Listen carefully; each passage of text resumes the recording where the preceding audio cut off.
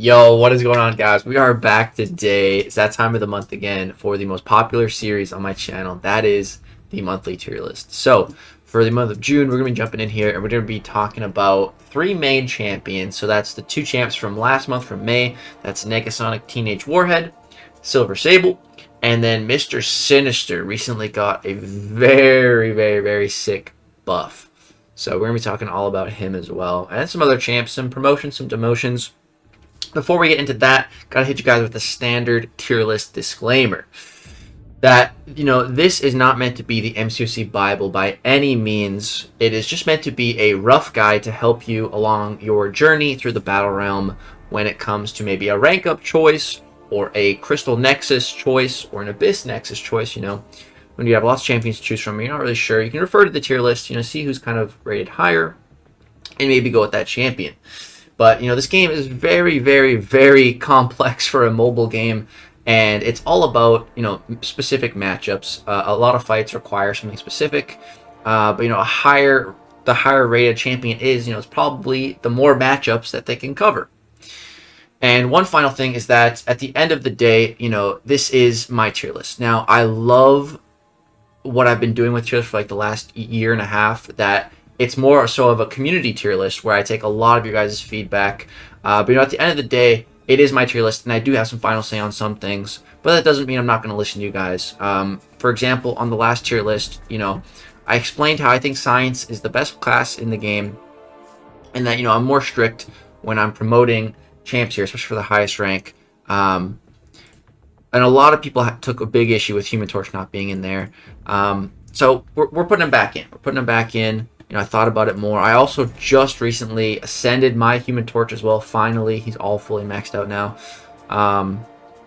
So yeah, on that one, I made the executive decision to take him out. But you guys really want him back in there, and after giving it more thought, kept him in there. Now, on the polar opposite side of things, there was quite a few comments about Spot, his promotion on the last tier list from the Titan tier to the GOAT tier.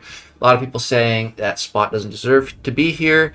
People saying that, I'm very biased to Spot. And I even said in the video that I am extremely biased to Spot. But I made one simple change, because, there's a difference between people, thinking that Spot doesn't deserve this, and, people that understand how good Spot actually is. Now, I have a rank 3 Spot. He was one of my first ever 7-star rank 3s. Do you really think I would take up a champion to rank 3 that, I don't think is at least a GOAT tier champion? All my rank 3s on my account right now, I think are in the GOAT tier. I mean, let's take a look here. 7-star, rank 3. Yeah, they are. Spot was the only one, that technically wasn't. But these are my rank 3 champions. Domino, or let's start with Cosmic here. Null is in the GOAT tier. Werewolf by Night in the GOAT tier. Sassy in the GOAT tier. Domino in the GOAT tier. Shuri in the GOAT tier. Bullseye's going to be my next rank 3. He's in the GOAT tier, but he's not up yet. And then the only other one is, the Pig in Spot. And yeah, the Pig is in the GOAT tier as well. So, Spot was the only champion that I had at rank 3 that wasn't in the GOAT tier prior. And I absolutely think Spot is worth it. I took him up to rank 3, and so what I did recently was I added this one emoji, because people that really discount Spot, maybe they just don't know how to play him. Maybe it's a skill issue. So I'm giving him the Ninja Cat, which means it takes some skill to play, because Spot definitely does take some skill to play. It's not that much. You just have to understand his playstyle. It's a very unique playstyle, but honestly, his playstyle is very user-friendly once you get it down. And once you get all the little intricacies about how Spot works, man, I promise you, he deserves this tier. Spot is that good. I guess I'll have to make another video of showing what this guy can do in Battlegrounds. He's one of the best nukes. Like, if I draft Spot and there's a matchup where he can be used, it's like over in less than 45 seconds, pretty much regardless of the meta. Spot is just so good, man. I can't get over how good Spot is, and I refuse to take him out of this tier. I simply refuse to take him out. So he's staying there. But Torch can absolutely join him. And there's another comment I saw. It's that I was missing Quake on the tier list. Quake is not missing. She's right here. 5-star locked in this tier, but at the bottom because she's a 5-star.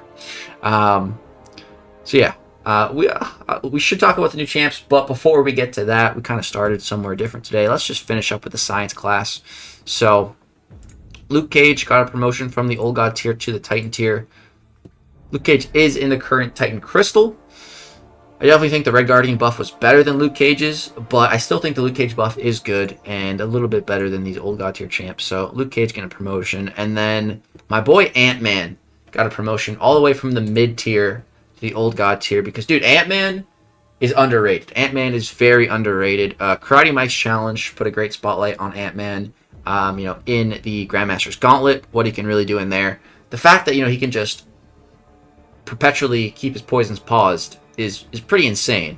All you have to do is Dex. That's awesome. I really like Ant-Man. It honestly makes me a little sad that Ant-Man's buff wasn't better received because he went from an absolute trash tier champion, to up here to being an Old God tier champ. He's so much better than he was. So much better than he was. And yeah, Ant-Man's great. Brian Grant recently took up his 6-star Ant-Man all the way to rank 5 plus Ascension, and he's actually been cooking with him in Battlegrounds. Defensively, you know what? We actually have to give Ant-Man this little icon because Ant-Man, he does have some defensive prowess. He can cook defensively. He makes them glance. Lots of debuffs can really slow them down. So he does get that defensive icon. Okay, we should absolutely go and talk about the two newest champions though now. So let's do that. We're going to start with Silver Sable.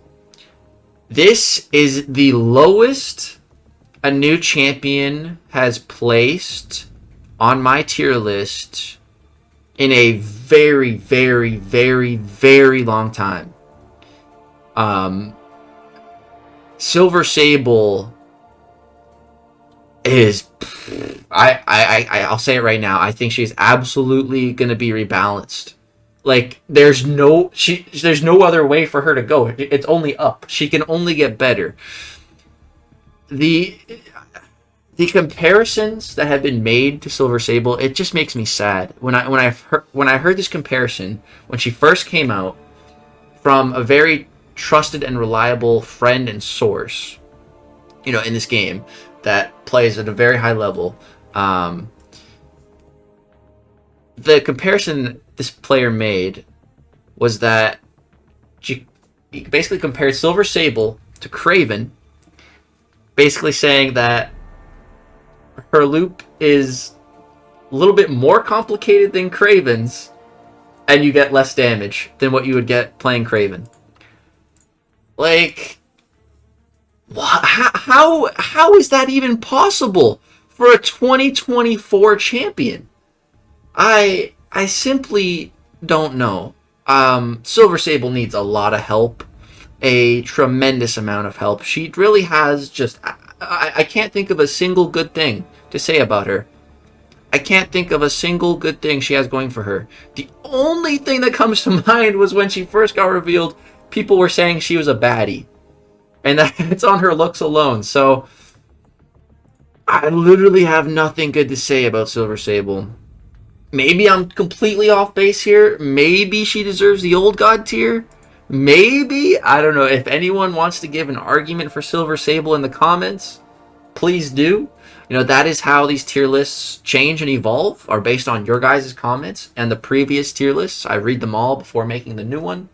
So, yeah.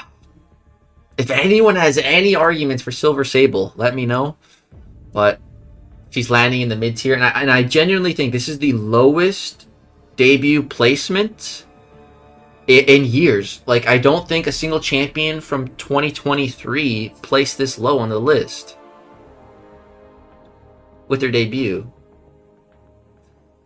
It's crazy, man. It's crazy. Silver Sable breaking the mold in the worst possible way. All right, let's go ahead and talk about the other champion that came out for the month of May, and that is Negasonic Teenage Warhead. It's one of the longest names in the game. Um, yeah, she's interesting. She's very interesting. She is landing 2 tiers above Silver Sable from the mid tier, and that is in the Titan tier. So the Warhead, that's what I like to call her, just Warhead for short, because Warheads was one of my favorite candies as a kid. You know, the sour candy, it's so good. I love sour. So I've always been a fan of Warheads. Warhead actually has like a soda pop now. That's also kind of good. Recently had that for the first time. Anyways, let's get back on topic here.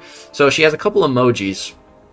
And so she wants the awakening ability. She doesn't need it, but she wants it. You know, defensively, she can start with some power, which is pretty interesting. And then speaking of defensively, she does have the shield icon, which means she has some high defensive prowess. It's funny because, you know, I asked Andy, I'm like, yo, dude, is Teenage Warhead, you know, any good on defense? And he's like, nah, man, she's not. I was like, oh, okay. And I thought that was a little weird because I was getting absolutely just destroyed, annihilated, eviscerated by her in the EQ and in the Paragon Gauntlet. She was destroying my entire team, bro. I found her so annoying to fight. I found her animations like very confusing. Like she'd be using a special and I would think she's using a heavy, or she'd be using a heavy and I'd think it's a special. Like I'm sure, you know, in a few months get used to it and everything, but when the month she came out, I haven't been destroyed like that in a while by a new champ, man. So and then also in Andy's defense, I think he was pretty drunk. Because he recently had a drunk stream and I was watching, and I just tuned in for a second, and he fought a Teenage Warhead, and she literally, like, she killed him in, like, 10 seconds or something. Like, right at the start of the fight, she just took his whole health bar. So, I definitely do think she has some defensive potential. I definitely think she has some. I'm not saying she's, you know, the best defender or anything, but I think she definitely has some defensive potential. And offensively, she counters pretty much the entirety of the skill class. She counters the bulk of the entire skill class, not to mention, you know, it's pretty much the hard counter to Bullseye. You know, one of the craziest defenders we have ever seen in the game. One of the absolute top defenders currently. And she just came out kind of marketed as like a hard counter to Bullseye.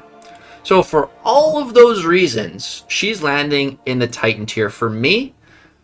I think there is some room for her to go to the GOAT tier. One thing I should also say that's pretty important is that I have never played Warhead or Silver Sable myself. So take all of these opinions and placements with a grain of salt, as I have never played them offensively. I've only fought them. But that is where they are landing. So yeah, I would absolutely love and need your guys' opinions on these two champs specifically, so I can better gauge where they should land on the tier list. But for their debuts, this is where they're landing, and I feel like these are pretty good placements for them to start with. And they can always change. They can always change next month. That's what I love about these tier lists, is that I can change it any month I want. I can do any changes I want, you know? And the game can change, and I can also change, you know, just off my own experience playing the game. I might think, okay, I look at this champ through a brighter lens, you know, this month or a couple months later, you know, it changes. That's why I love the flexibility of this tier list. But that is where the two new champs are landing in Titan for Negasonic and mid-tier for Silver Sable. Okay, now you might have noticed MrSinister is listed twice on this list, and that is purposefully. We're going to go ahead and delete the old one now, but I just wanted to leave it there just to show MrSinister jumped 3 tiers, man. He went from mid-tier, skipped Old God tier, skipped Titan tier, going straight to the GOAT tier. So we can go ahead and erase that MrSinister, because here is where he is now. And I also took away the ouchies friendly, because I mean, he's still kind of suicide recoil friendly, but just not as much now after the buff.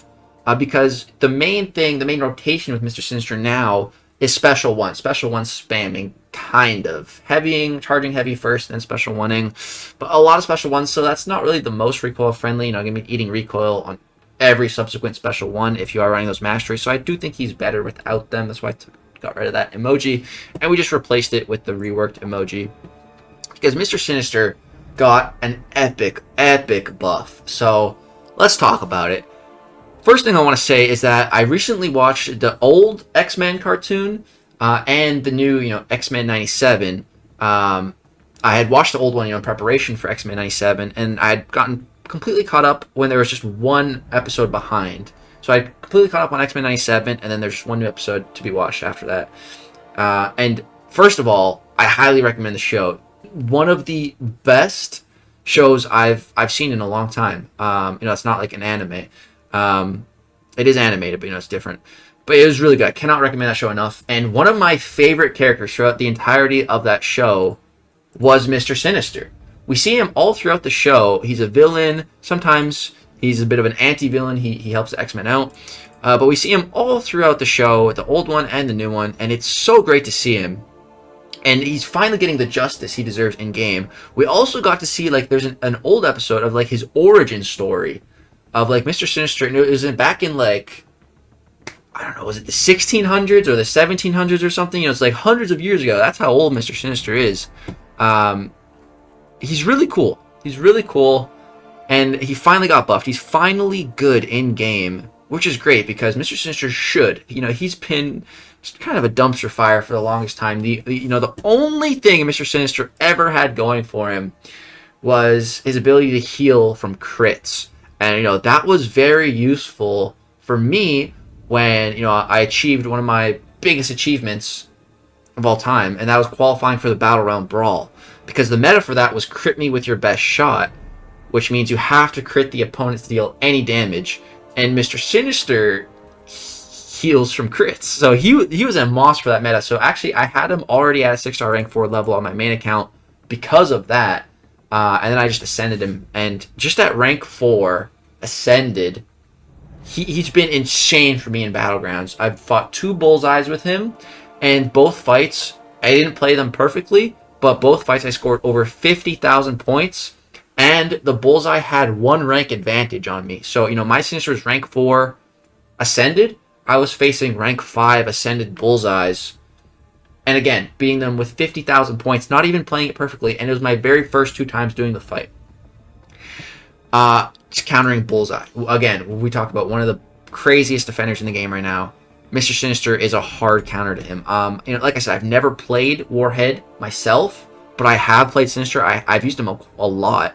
And especially I've tried that bullseye matchup, and it's so good. It feels so good. Even when you slip up, you make mistakes, it's okay because bullseye crits on every hit, and Sinister just heals it up. So any mistakes made, they're basically erased. Sinister just feels so good after this buff, man. I also took him on my second account, Spiker. He's been putting in a monumental amount of work on that account as well. I'm going to be bringing him into the Necropolis, actually, because he does have immunity to reverse controls. So for the Grandmaster final phase, Mr. Sinister is going to be doing magic for that, I'm hoping. He also can block unblockable special attacks. That's something he's always had, but now it's a lot more relevant. That's a great piece of utility to be in his kit. And yeah, he's a lot simpler now, and it's so much more effective. Basically, with Sinister, you just parry, do a couple hits, parry again, charge your heavy. It's going to pause the stun, so you're going to charge your heavy for 5+ seconds, then let it go. Then you're going to passively build up bleed debuffs. Once you get to 10, throw a special 1. It's going to transfer that onto the opponent, but instead of just transferring DOT onto the opponent, whatever it was, before Sinister pre-buff, that's what he would do. So if he had, a poison debuff on him, went through the special 1, he would transfer the poison debuff to the opponent. Now, though, regardless of what the debuff is, he just turns it right into degen and then bounces it onto the opponent. So that has made him a even bigger defensive threat now. If he just gets one of those degens on you, and he gains 1 bleed whenever he throws a special 1. So if he throws 2 subsequent special 1s, that's going to apply 1 degeneration to you. And that degeneration is going to tick like crazy. It's going to do a lot of damage to you. And when you're fighting him, you have 10 of those, or when you're fighting with him, you have 10 of those degens. They are doing a lot of damage. And again, you can parry heavy, pauses all of his debuffs. It's going to pause the duration. And it's just so nutty. And this scales exponentially on power shield. So, going on Spiker, going through Act 7, Act 8, anytime I found Power Shield and I could use Mr. Sinister for it, I would be getting, with a rank 3 6-star Sinister, I would be getting 14,000 ticks of degeneration damage. Like, it's just ridiculous, man. Like, Sinister after the buff, he's looking so good. He might be looking too good. Like, Kabam has implemented essentially, you know, the whole rebalance program. That has been expanded to the buff program. So MrSinister could be rebalanced. I don't think he will. I think he's pretty perfect as he is. I think they've found his sweet spot, and I hope they leave him like that. But just be aware. It is possible for Kabam to make changes now. After they've, you know, implemented the rebalancing to extend it to the buff program. So that is Sinister in the GOAT tier, Warhead in the Titan tier. Let me know what you guys think about that. Do you disagree? Do you think it should be flipped? Let me know all your thoughts on that. That is Mutant. Let's go ahead now, move on to Tech. Looks like we've had no changes here, but I was looking at this a lot. I would say for me, there's 3 champions currently in the Titan tier that I feel like could be in the GOAT tier. And those 3 champions are Prowler. Prowler is still very new, so I'm a little hesitant. Then there's Nimrod. Nimrod's kind of fallen off a little bit, but he's still a great champion. But then there's Stark Spider-Man. Stark Spidey. I think these are the 3 tech champs for me that could go here. I mean, honestly, Iron Man buffed is pretty good too. There could be an argument for that too. I don't know. It's tough. It's tough. I didn't pull the trigger on anyone, but let me know if there's any of those tech champs you guys really think could make it. There could be an argument for Warlock as well. I don't know. Warlock, he's just so old now. There's just so many champions that can do a lot of stuff. He'll always be tried and true, but Warlock just doesn't strike me as one of the best tech champs in the game anymore. Alright, let's move on to skill. Looks like there was no real changes here either. But this was another one where I was really looking. So we only have 4 skill champs here. And I was reading a big thread in the last video. And it was basically people were saying, you know, Black Cat versus Crossbones. And just so you guys know, you know, like all these tiers, they're not in numerical order or anything. If a champ's in this tier, it doesn't matter if they're the last spot or the first spot. They're all on the same footing. They're all in the same tier. You know, they're all on the same ledge. Like, it's all equal footing. So Black Cat being at the top and, you know, Crossbones being more so in the middle, doesn't matter. They're in the same tier. But do either of them deserve GOAT tier?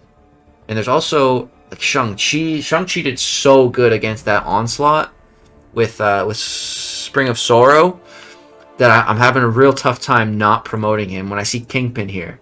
And I find Shang-Chi to be a lot more versatile. Just with his Wushu strikes, the way he can create openings and everything like that. He's crazy. Plus Aegon. Could be an argument for him to be moved up. There's also Mantis, who's probably like I think she was like the most ranked 3'd skill champ. Pretty sure Kabam confirmed that at one point. So yeah, guys, let me know in the comments about some of those promotions and demotions. But yeah, that's gonna do it for this tier. This one was a lot quicker.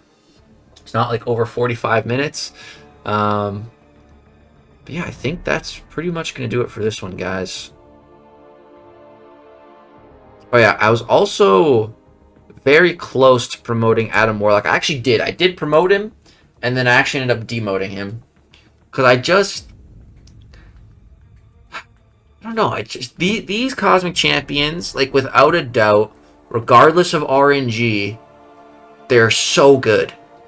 They're so good. Whereas Adam, you know, he needs some AI cooperation. Hyperion needs some good RNG for his buffs and his stuns and stuff. But all these champs, they're just so tried and true and guaranteed. And then I was also debating all 3 of these champs. I feel like there could be an argument for them to be moved up to the Titan tier. But then again, I was looking at the Cosmic Champs here and I'm like, I don't know. But yeah, Captain Marvel is a 7-star now. Everyone's going to be getting her. Well, everyone can get her as a 7-star through this saga, the arcade saga.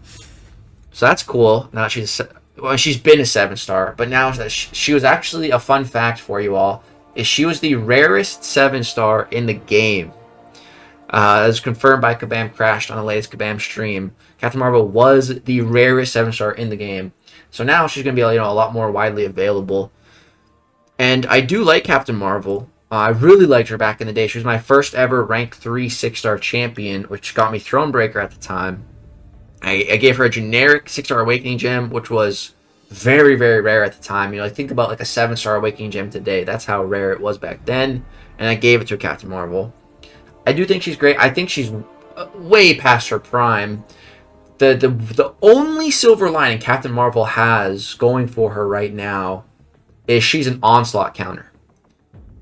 Captain Marvel, her issue is it just takes way too long to ramp her. You know, in normal circumstances, what you need are special circumstances where she can start taking a lot of energy damage. That's not too bad of damage, but start taking energy damage quickly at the start of a fight.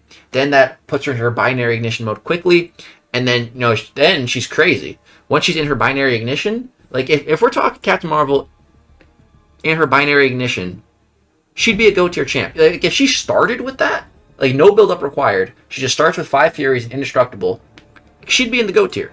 Like in her binary form, she's doing crazy damage. She purifies all debuffs. She's indestructible for a while. She's nuts. Just, the problem is it takes so much build-up to get there.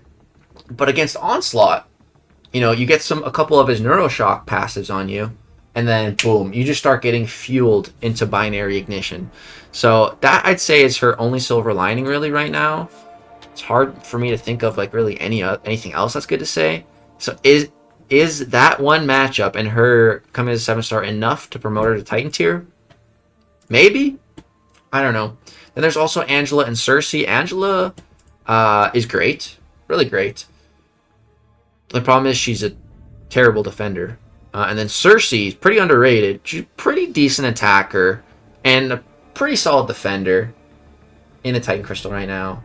But she's like not the best at either. You know, she's definitely not the best attacker, definitely not the best defender. She's kind of good at both of them. So does that deserve a Titan tier? I don't know. I don't know. Let me know what you guys think about that in the comments, please. Your comments really do help me make changes to this tier list. It's really hard to pull the trigger on some things. So, yeah, all feedback is appreciated. I do read through all comments on these tier lists in preparation to making the next one. So that is going to go ahead and do it for this video. Hope I didn't miss anything on this tier list. Talked about Negasonic Teenage Warhead. We talked about Silver Sable. And we talked about the Sinister buff. So that's going to go ahead and do it for this tier list. I really hope you guys did enjoy. Please do consider dropping a thumbs up on this, as it is my most popular video series on the channel. So a thumbs up on these really go a long way and really show me that you guys want to keep seeing them. So yeah, thank you guys so much for watching. Subscribe to the channel if you're not already. It means the world. We are trying to hit 1 million subscribers eventually. That is a lifetime goal for me. So yeah, if you just hit that subscribe button, it really help me out. Thank you guys so much for watching. Hope you all have a wonderful day. Peace out.